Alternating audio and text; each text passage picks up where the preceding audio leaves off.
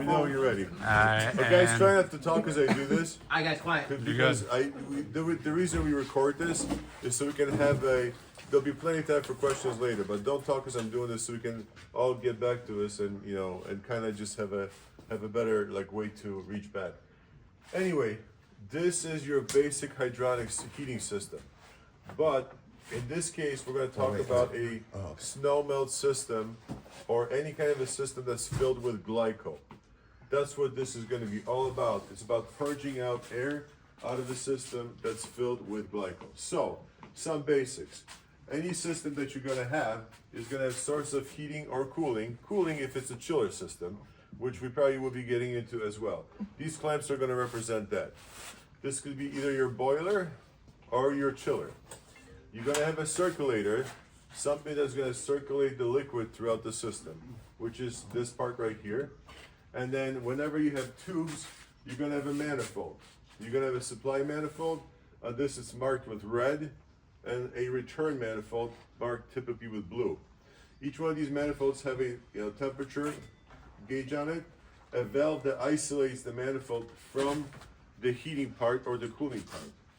On this manifold here on the top, you're going to have valves. They are very interesting because if you look at this, these are valves. Don't forget, they look funny, but if I flip this and I turn that, I can actually shut off the water or liquid flow to this individual loop. So this, right, you got to purge it out. And the way we're going to purge this, so this is going to be a glycol bucket. This is filled with glycol. This pump will pump glycol into the supply feed. We're going to open this valve, right? And you notice I have both of these turned off right now, right? Because I don't really care about what's happening on the boiler side at the moment. All I'm trying to do is to try to fill up these individual loops. So, it's a little tight there. So, what we're going to do is we're going to have this pump punch the glycol up into this manifold, into only one of our tubes, one of our circles, and then we're going to shut off the other two on both sides, and then we're going to let the air come out from here and bubble into the bucket. Basically what's going to happen is this pump will push the liquid into here, into an individual tube. The tube that's filled with air, the air will be pushed by the liquid, and then we'll have a place for the air to come out and go back into the bucket. You're going to see air bubbles come out, and then after a few seconds, it's going to be clear, just water. And that's all we have to do. We've got to make sure we get it all out. Once we fill them all out, we're going to open these valves out, and we're going to run the pump. You guys will watch how the top of this reader will dip down, and it'll show you how many gallons per minute of flow you're going to get at each individual loop. Then we're going to play with how much water or how much liquid is going to flow through each loop by shutting off these valves a little bit.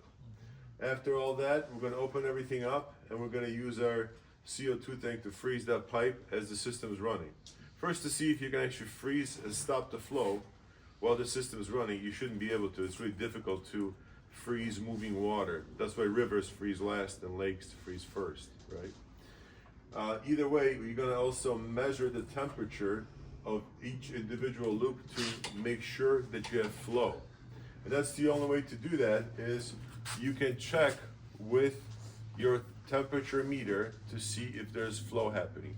Typically, when you just fill up a system with liquid, the liquid is room temperature, right?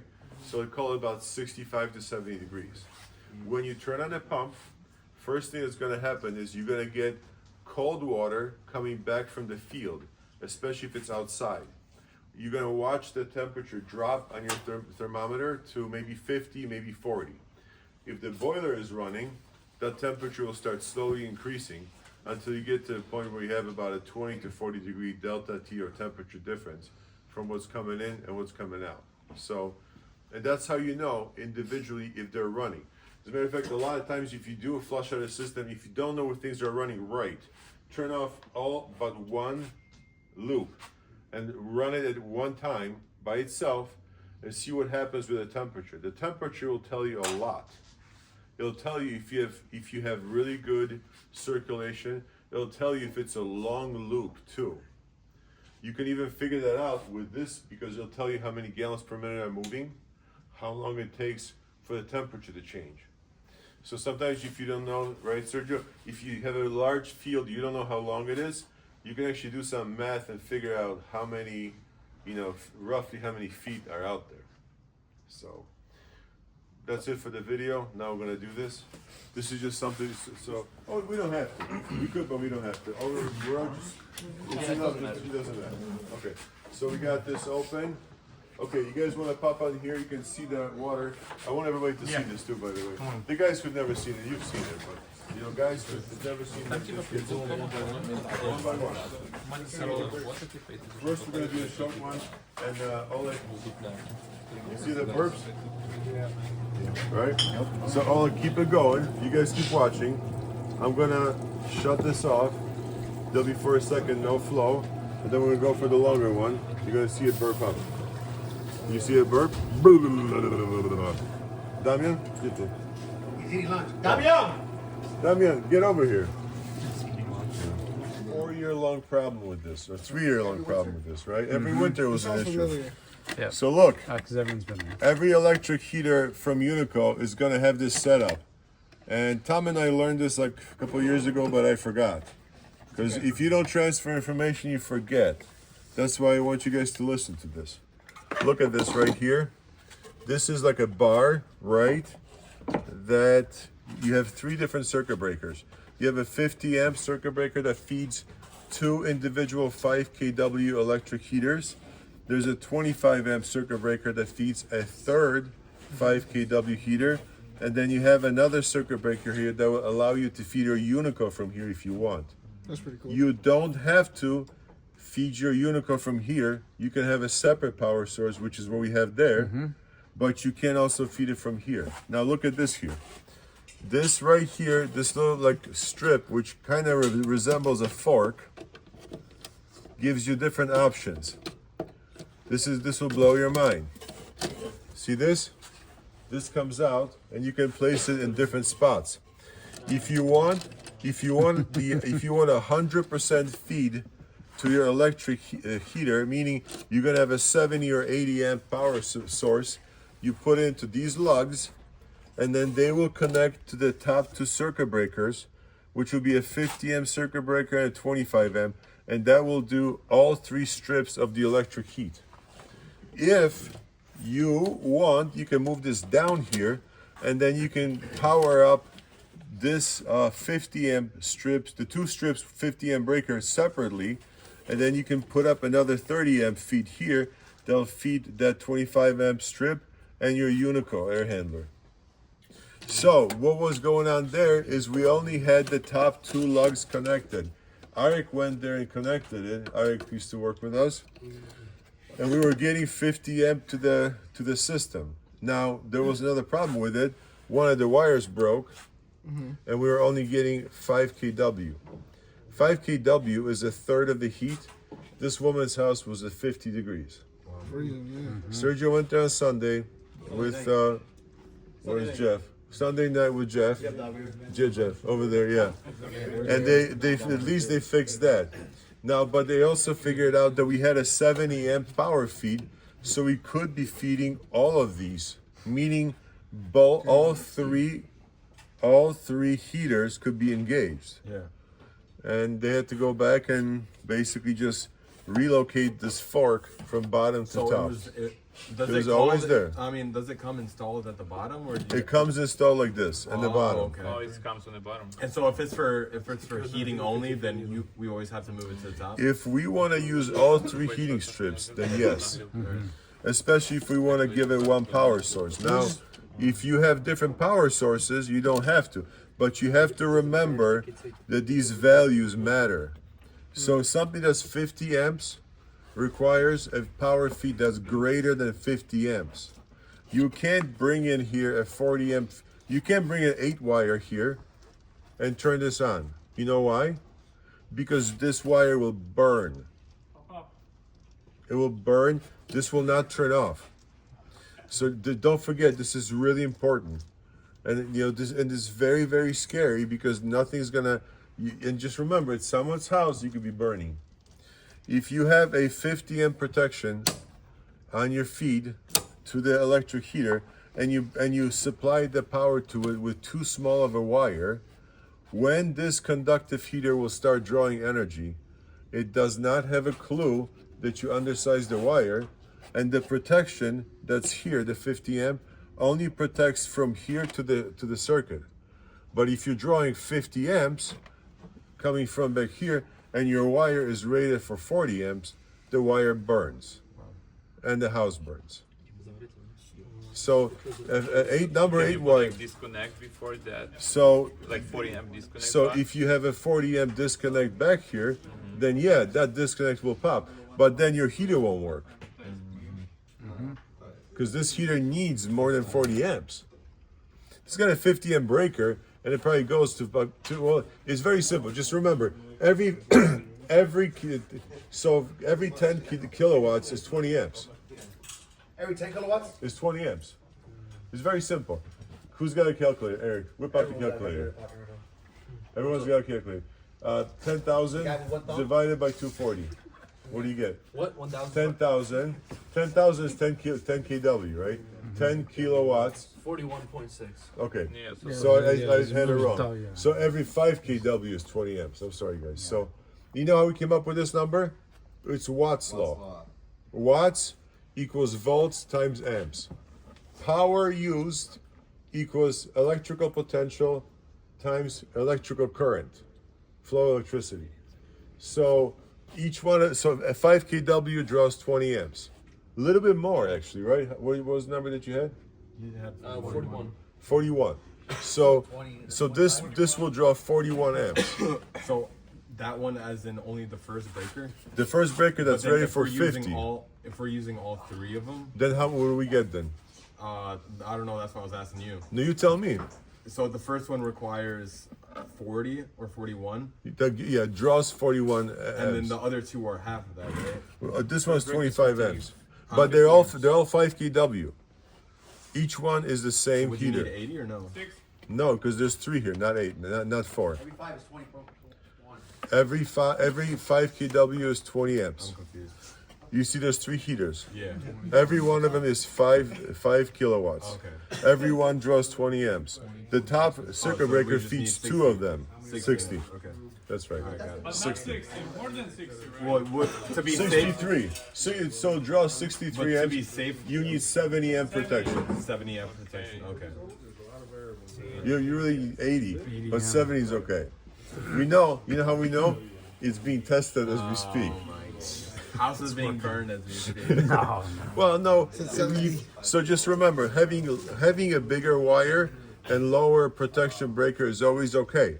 Having too big of a breaker and smaller wire is when the wire burns. Okay, so bigger wire. Always having a smaller breaker just gives you more protection.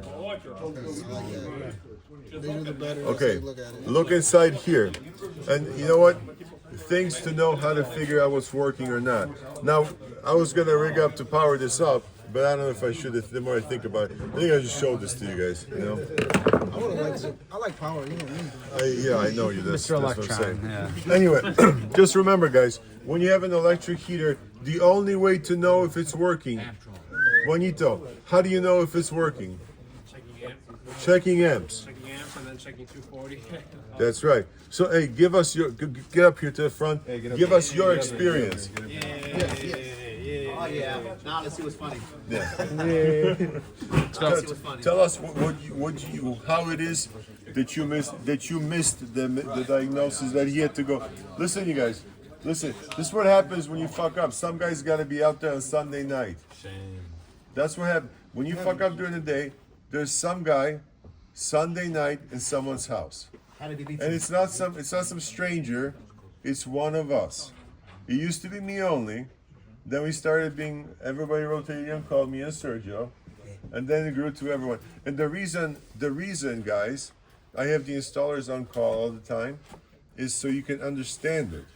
How it sucks to get a call on Sunday because you put a furnace in on Friday that doesn't work, right? You don't feel that pain when there's 4 or 5 service guys in the company and they're doing everything, and then they come to you on Monday if you installed it, and they give you grief, and you're like, oh, screw these guys. All I do is hold boilers and furnaces, and they run around with a meter. It's easy for them. Now you know how not easy it is when you're there on Sunday night. And you know hablo español. That's crazy. Here, so, all right, Juanito, tell everybody what happened and how to avoid a mistake. Well, pretty much what I thought was I got 120 amps was, I'm not 120 amps, 120 volts was good when it should have been 220. But pretty much. From where to where, yeah. Show with a meter. Well, first you gotta open the door first. To get into there, Right. you need to open the door. Gotta open the door, and then I checked the volts at the actual breaker, not this breaker. And then I was getting amps over there, so I was like, okay, so then everything should be good. And then I get here, open up this door, check volts everywhere, check volts here and here. Is this thing even up? Yeah, right? No, it's There nothing's on, don't worry. So then you won't see it. So then checked at the prongs, but I didn't see that there was a wire that was burnt So up. he kept seeing 120 volts everywhere. On a 240 volt circuit, if one of the wires is broken, you're gonna always see 120 volts because you're feeding from both phases. You're looking for 240. So was that one wired for all 3 of them to be on? The 2 of them were wired to be on. One wasn't. Then we fixed that So later. you're saying you're finding 120 everywhere? Yeah, that means nothing on a 240 volt circuit. Nothing. You need 240, and you first go to the electric heater. So if you look in here, guys, this is the electric heater.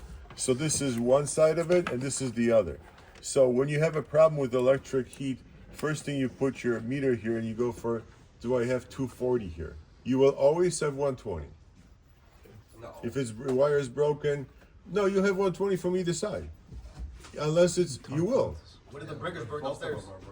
Well, unless they're both broken. But I mean, you seeing, what I'm saying is seeing 120 doesn't mean anything. Now, So if Juan you was supposed to see 240. 240. Okay. If you have 240 right where it's going into the electric heater, then you put your amp clamp on it. If you see draw, everything's working. If you don't see any electrical draw, that means that the heater is burnt itself behind it. It's dead. Right. That means you're feeding 240 to it, but a wire inside there must be broken because there's nothing conducting, no electricity is flowing. It's not closing, basically. Well, there's no flow, no circuit. So Right? when It's all about circuits. So when Juan, like, I'm just saying for anyone, like, if they saw 120, then they would have to be looking for something else. Well, yeah. If you so what's next, right? You put your meter here and you see 120, Then you right? start looking for other problems. Then 'cause you know you something's find it where it's 240. So you go back to the circuit breaker right here. You put your, I got 240 up. here. And then you say 240. this another. Okay. 240. And at some point you're gonna go, oh, there's only Isolate it. 120. Okay. And that's how you know this between this point and that point is a break. And it could be a relay, it could be a thermal disc, it could be a like a burnt disc of the heating element, it could be the heating element itself, or it could be a wire. Typically it's a burnt wire. And sometimes it's kind of funny, you don't even notice it. Wires burn at the connection. When you have, listen, when you have a loose wire, your resistance starts to increase. A good wire is a good connection, has very little resistance. When you have a bad wire, loose wire, resistance grows. When resistance starts growing, you start drawing energy. Starts to heat up and it burns. Was that where the break was at the connection, or was it? It was going out the relay to the coil. Was it a bad like wire? It was literally at the connection. It was it at like the stake on, right? Coming Okay. from the relay to the coil. So The that wire- was the problem of the connection. The wire burned off on one of them, and then the other issue was the other coil was never wired in. But why would the wire burn off? So because the connection was loose. Was it like connection was basically like it wasn't pushed all the way in? So the wire that goes into the stake on was loose from the manufacturer, most likely.